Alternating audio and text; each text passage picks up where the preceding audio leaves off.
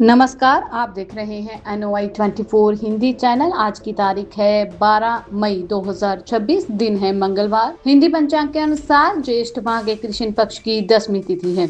अब नजर डालते हैं आज की बड़ी और अहम खबरों पर। पहली खबर की तरफ चलते हैं। विजय को मिला खाली खजाना, 10 लाख करोड़ के कर्ज पर भटके स्टालिन, कहा कितना कर्जदार है तमिलनाडु। तमिलनाडु में विजय राज शुरू हो गया और अभिनेता से नेता बने विजय ने रविवार को मुख्यमंत्री पद पर शपथ ली है। तमिलनाडु के इतिहास में 60 साल में यह पहली बार है जब राज्य में AIADMK और DMK के अलावा किसी तीसरी पार्टी की सरकार बनी है, लेकिन नई सरकार के बनते ही खाली खजाने को लेकर बहस छिड़ गई। मुख्यमंत्री विजय और पूर्व मुख्यमंत्री MK स्टालिन के बीच यह बहस शुरू हुई। शपथ के बाद ही समर्थकों को संबोधित करते हुए विजय ने कहा कि मुझे आपको तमिलनाडु सरकार की मौजूदा स्थिति के बारे में बताना है। राज्य पर 10 लाख करोड़ रुपए से ज्यादा का कर्जा है और खजाना पूरी तरह से खाली हो चुका है। इस पर MK स्टालिन ने जवाब दिया। उन्होंने कहा कि तमिलनाडु सरकार का कर्ज सीमा के भीतर है और अभी से फंड की कमी का रोना ना रोएं। स्टालिन ने यह भी कहा कि तमिलनाडु का कर्ज का स्तर सीमा के भीतर है। अभी से ये कहना शुरू ना करें कि सरकार के पास पैसे नहीं हैं। उन्होंने कहा कि हमने फरवरी के बजट में ही तमिलनाडु सरकार की वित्तीय स्थिति के बारे में साफ साफ बता दिया था कि आपको इसकी जानकारी नहीं थी।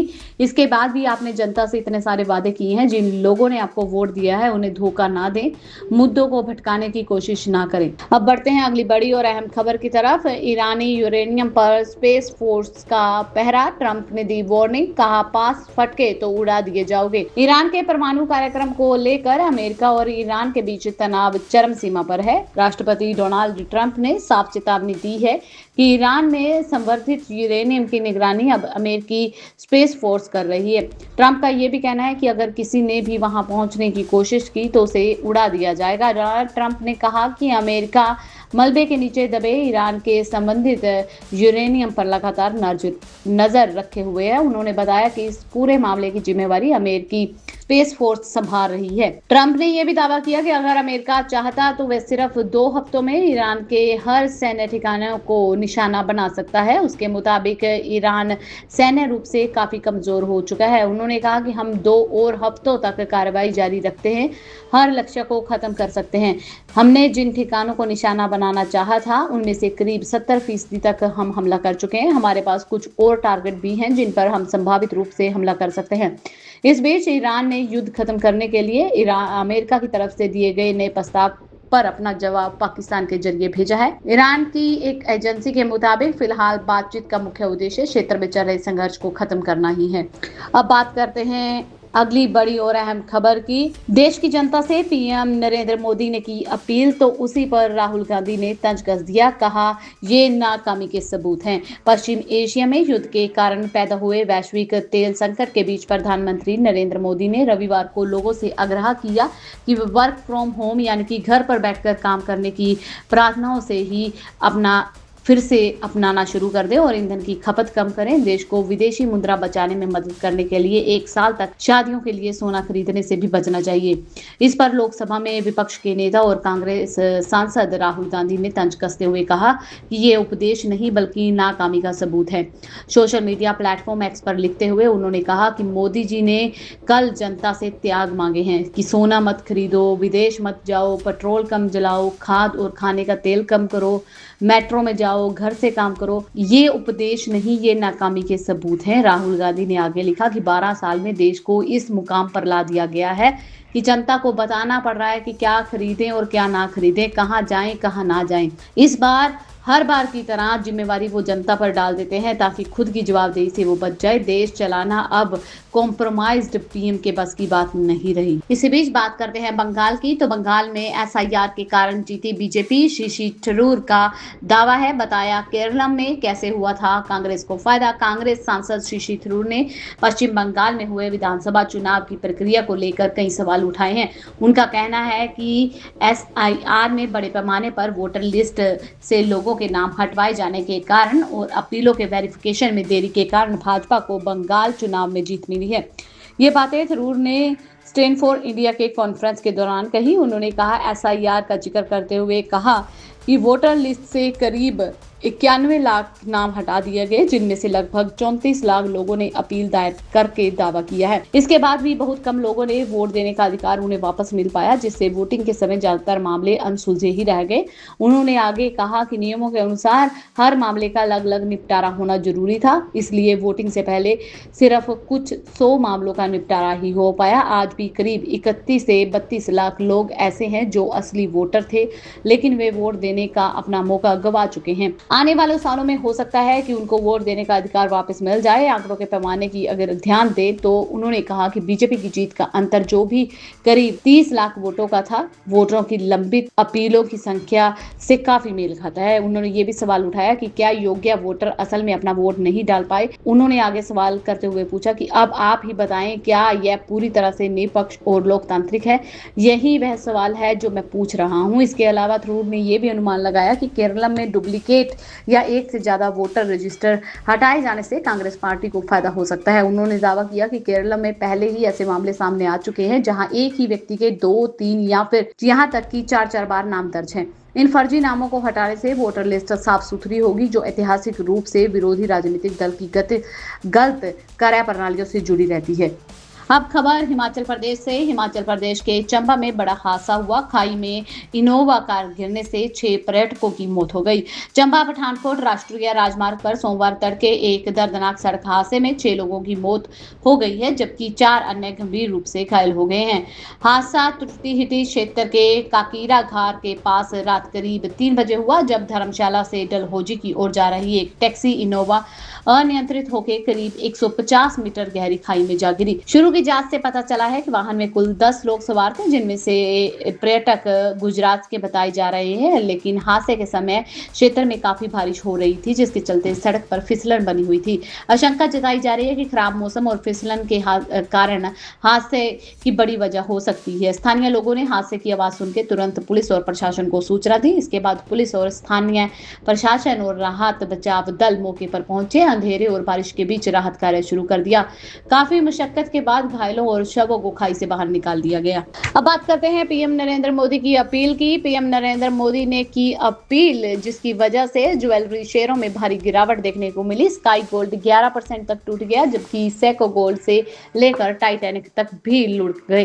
प्रधानमंत्री नरेंद्र मोदी ने बीते दिनी 1 साल गोल्ड खरीद से बचने के लिए अपील की, जिसके बाद ज्वेलरी कंपनियों के शेयरों में भारी दिक्कत और गिरावट देखने को मिली है। कई कंपनियों के शेयर 11% तक टूट गए, जिसमें सबसे ज्यादा गिरावट स्काई गोल्ड में दर्ज की गई।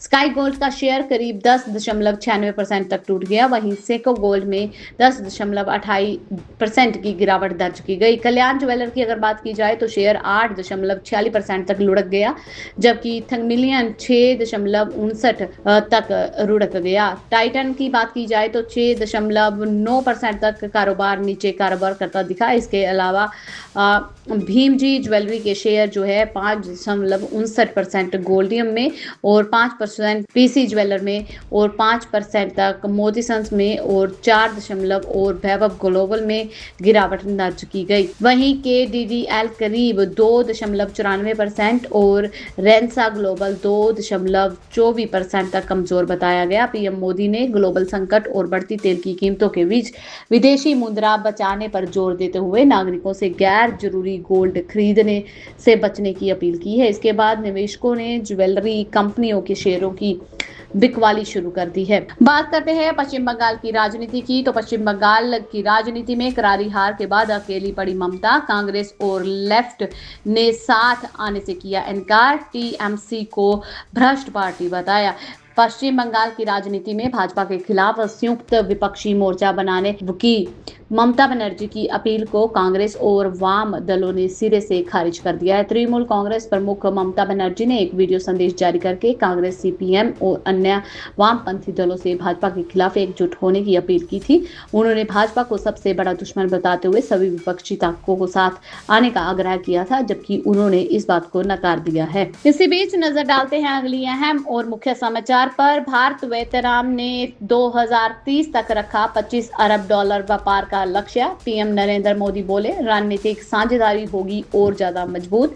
भारत और वियतनाम में द्विपक्षीय व्यापार को लेकर नई ऊंचाइयों तक लेकर जाने के लिए वर्ष 2030 तक $25 अरब के व्यापार लक्ष्य का ऐलान किया है। प्रधानमंत्री नरेंद्र मोदी ने कहा कि दोनों देशों के बीच रणनीतिक साझेदारी लगातार मजबूत होती जा रही है और आने वाले समय में रक्षा, तकनीक, ऊर्जा और डिजिटल क्षेत्र में सहयोग को और बढ़ाया जाएगा। पीएम मोदी ने कहा कि भारत एक्ट ईस्ट पॉलिसी के तहत वियतनाम को अहम साझेदार मानता है और दोनों देशों में समुद्री सुरक्षा, supply chain, semiconductor, green energy और निवेश बढ़ाने के लिए सहमति जताई है। भारत और वियतनाम के बीच पिछले कुछ सालों से व्यापार तेजी से बढ़ रहा है। विशेषज्ञों का मानना है कि नया लक्ष्य दोनों ही देशों की आर्थिक साझेदारी को एशिया में और ज्यादा मजबूत बना देगा। रिपोर्टर्स की अगर माने तो दोनों देशों ने आपसी निवेश को आपस आसान बनाने और व्यापारिक प्रक्रियाओं को तेज करने के लिए कई नए समझौतों पर चर्चा भी की है। अब बात करते हैं प्रधानमंत्री नरेंद्र मोदी के गुजरात दौरे की। सोमनाथ मंदिर में पीएम नरेंद्र मोदी 11 तीर्थों के पवित्र जल से किया कुंभाभिषेक। वायुसेना ने भी दिखाए हवाई करतब। प्रधानमंत्री नरेंद्र मोदी सोमवार को गुजरात पहुंचे, जहां पर सोमनाथ में एक रोड शो किया गया। यह रोड शो सोमनाथ अमृत महोत्सव से पहले आयोजित किया गया था। गुजरात के गिर सोमनाथ में प्रधानमंत्री नरेंद्र मोदी ने सरदार वल्लभ भाई पटेल को पुष्पांजलि अर्पित की। आज सुबह गुजरात के प्रभास पाटन में श्री सोमनाथ महादेव ज्योतिर्लिंग मंदिर में पूजा की और प्रधानमंत्री नरेंद्र मोदी विशेष महापूजा में भी शामिल हुए। इसके बाद उन्होंने कुंभाभिषेक समारोह संपन्न किया, जो मंदिर की प्राण प्रतिष्ठा और ध्वजारोहण की रीतियों के प्रतीक हैं। वैदिक मंत्र उच्चारण के बीच 11 तीर्थ स्थलों में लाए गए जल को मंदिर के शिखर पर अर्पित किया गया। 90 लीटर ऊंची क्रेन की सहायता से मंदिर के शीर्ष पर कलश स्थापित किया गया। इसी बीच नजर डालते हैं अगली बड़ी और अहम खबर पर। सुवेदु अधिकारी के पीए हत्याकांड में पकड़े गए 3 संदिग्ध यूपी बिहार से एसटीएफ ने किया गिरफ्तार। पश्चिम बंगाल पुलिस की स्पेशल टास्क फोर्स ने सुवेदु अधिकारी के निजी सहायक चंद्रनाथ रथ की हत्या के मामले में बिहार और उत्तर प्रदेश से 3 लोगों को गिरफ्तार किया है। सूत्रों के अनुसार तीनों आरोपियों को बिहार और उत्तर प्रदेश से पकड़ा गया है। बाद में देर रात पूछताछ के बाद पश्चिम बंगाल लाया गया। इन लोगों को तब पकड़ा गया जब आरोपियों में से एक ने टोल प्लाजा पर यूपीआई के जरिए पेमेंट किया। इसी से जांचकर्ताओं को उनकी लोकेशन ट्रैक करने में मदद मिली। गिरफ्तार किए गए लोगों में से फिलहाल पूछताछ की जा रही है और पुलिस इस हत्या में उनकी सही भूमिका की पुष्टि भी कर रही है। वहीं दूसरी तरफ अगर बात की जाए तो सुवेदु अधिकारी ने 5000 टीएमसी कार्यकर्ताओं की जान बचाई। तृणमूल कांग्रेस के निलंबित नेता रितु दत्ता का बड़ा दावा। तृणमूल कांग्रेस के निलंबित नेता रितु दत्ता ने पश्चिम बंगाल के नवनिर्वाचित मुख्यमंत्री सुवेदु अधिकारी की खुलकर की। उन्होंने दावा किया कि सुवेदु अधिकारी ने हिंसा रोककर कम से कम 5000 टीएमसी कार्यकर्ताओं की जान बचाई है। रितु दत्ता ने कहा कि सीएम पद की शपथ से पहले 6 मई को उनके पीए की गोली मारकर हत्या कर दी गई थी। इसके बावजूद उन्होंने समर्थकों से शांति बनाए रखने और कानून को हाथ में न लेने की अपील की। दत्ता ने कहा कि अगर इस दिन बदले की राजनीति होती तो बंगाल में बड़ा खून खराबा हो सकता था। उन्होंने आगे कहा कि अब बंगाल की जनता नजर रखेगी कि मुख्यमंत्री सुवेदु अधिकारी अपने वादे पर पूरा उतरते हैं या नहीं। महिलाओं की सुरक्षा, हिंसा रोकने और गुंडों पर कार्रवाई जैसे मुद्दों पर जनता उनसे जवाब मांगेगी। वहीं बॉर्डर पर बीएसएफ को मिलेगी जमीन, आयुष्मान भारत की शुरुआत होगी। सुवेदु अधिकारी ने पहले दिन लिए कई अहम फैसले। पश्चिम बंगाल की नई भाजपा सरकार की पहली कैबिनेट बैठक के बाद मुख्यमंत्री सुवेदु अधिकारी ने प्रशासनिक सुधार, सीमा सुरक्षा, केंद्रीय योजनाओं के कार्यान्वयन और कानून व्यवस्था को लेकर कई बड़े फैसले किए हैं।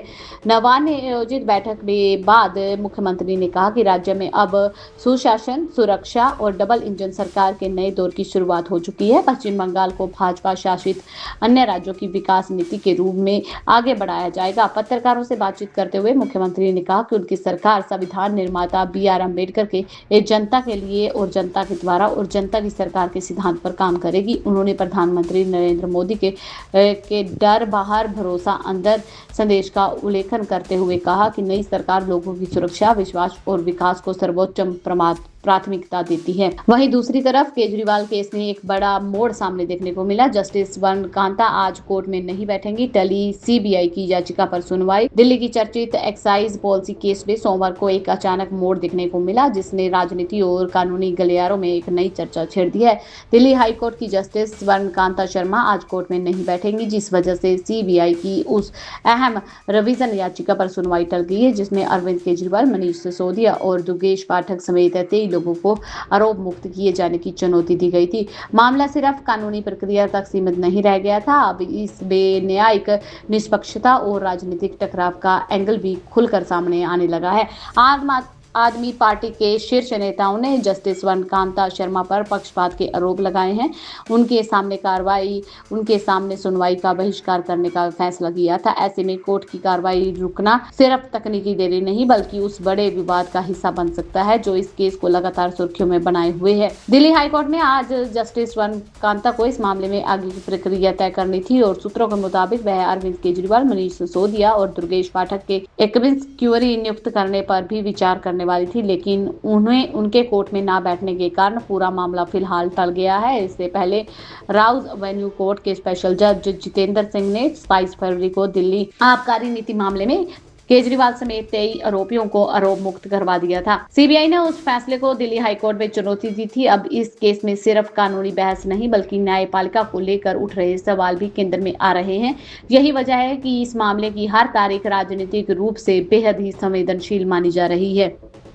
वहीं दूसरी तरफ देश भर की अदालतों का डाटा एक जगह होगा उपलब्ध। सीजीआई सूर्यकांत ने शुरू की वन केस वन डाटा पहल। भारत के मुख्य न्यायाधीश सूर्यकांत ने सोमवार को एक बड़ी डिजिटल पहल की शुरुआत की है, जिसका मकसद न्यायिक डेटा एकीकरण को मजबूत करना और देश भर में अदालती सेवाओं तक आम जनता की पहुंच में सुधार करना है। दिन की कार्रवाई शुरू होने से पहले यह ऐलान करते हुए मुख्य न्यायाधीश ने कहा कि न्यायपालिका वन केस वन डेटा पहल शुरू कर रही है। इस प्रणाली में सभी उच्च न्यायालयों, जिला न्यायालयों और तालुका न्यायालयों की बहुस्तरीय सूचनाओं को एक जगह एकत्रित जोड़ा जाएगा। और सीजीआई ने यह भी कहा कि हम सभी उच्च न्यायालयों, जिला और तालुका न्यायालयों के बहुस्तरीय विवरणों को शामिल करते हुए वन केस वन डाटा पहल शुरू कर रहे हैं। हम एक कुशल केस प्रबंध प्रणाली विकसित करने की दिशा में काम कर रहे हैं। सीजीआई ने सुप्रीम कोर्ट की वेबसाइट पर सुहाय नामक एक आर्टिफिशियल इंटेलिजेंस संचालित चैट बॉक्स के लिए लॉन्च की भी घोषणा की है। यह चैट बॉक्स विशेष रूप से वादियों के लिए न्याय तक पहुंच आसान बनाने के लिए बनाया गया। उन्होंने कहा कि हम अपनी वेबसाइट के लिए सुसहाय नामक एक सहायता चैटबॉट भी शुरू कर सकते हैं, जिसे एनआईसी से रजिस्ट्री के सहयोग से बाद विकसित किया गया है। यह नागरिकों को सुप्रीम कोर्ट की आवश्यक सेवाओं तक पहुंचाने के लिए बुनियादी दिशा निर्देश और मार्गदर्शन प्राप्त करने के लिए एक सरल और सुविधाजनक इंटरफेस प्रदान करेगा।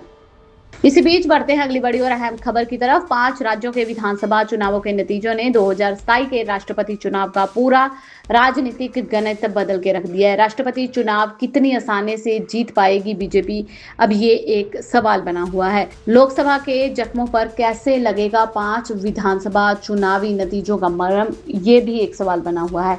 5 राज्यों के विधानसभा चुनावों के नतीजों ने 2027 के राष्ट्रपति चुनाव का पूरा राजनीतिक गणित बदल के रख दिया है। खास करके पश्चिम बंगाल में बीजेपी की ऐतिहासिक जीत के बाद अब एनडीए की स्थिति पहले से भी कहीं ज्यादा मजबूत मानी जा रही है। लोकसभा और राज्यसभा में मजबूत संख्या बल के साथ साथ अब 21 राज्यों में एनडीए सरकार होने से राष्ट्रपति चुनाव में गठबंधन की बढ़त लगभग तय मानी जा रही है। राष्ट्रपति चुनाव में सांसदों और विधायकों के वोटों की वैल्यू अलग अलग होती है। उत्तर प्रदेश, महाराष्ट्र, बिहार और पश्चिम बंगाल जैसे बड़े राज्यों की विधानसभा का असर सबसे ज्यादा पड़ता है।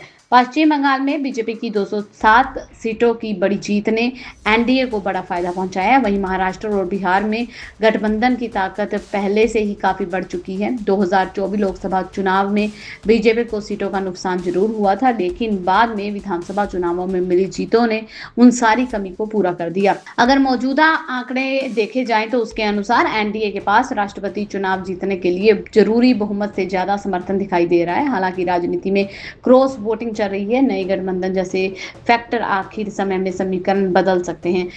इस बात पर आपकी क्या राय है? 2027 की अगर बात की जाए तो राष्ट्रपति चुनाव में किसकी जीत होगी? आप कमेंट सेक्शन में लिख सकते हैं। ये थी अब तक की मुख्य और बड़ी खबरें। ऐसी और खबरें देखने के लिए चैनल को सब्सक्राइब कर ले, बेल आइकन को प्रेस कर ले ताकि आपसे आने वाली खबरें मिस ना हो। मिलते हैं अगली वीडियो में, तब तक के लिए आप खुश रहें, सुरक्षित रहें, हम यही दुआ करते हैं। धन्यवाद।